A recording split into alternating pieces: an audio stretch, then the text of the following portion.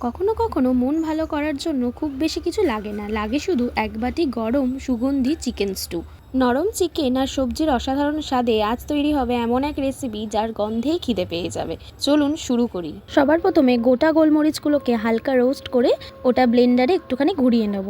তারপর ধুয়ে পরিষ্কার করে রাখা চিকেনটার মধ্যে সামান্য পরিমাণ নুন এবং একটুখানি গোলমরিচের গুঁড়ো দিয়ে 10 মিনিট মাখিয়ে রেখে দেবো। ততক্ষণে সমস্ত রকম সবজি কেটে নেবো। এখানে আমরা নিয়েছি আলু, গাজর, পেঁপে, বিনস, ক্যাপসিকাম। এবার প্রেশার কুকারের মধ্যে সামান্য একটু সাদা তেল আর একটুখানি বাটার গরম করে নেবো। আপনারা চাইলে কড়াতেও করতে পারেন। এবার ওর মধ্যে লবঙ্গ, এলাচ, দারচিনি, তেজপাতা আর সামান্য 1 চামচ গোলমরিচের ফোড়ন দেবো।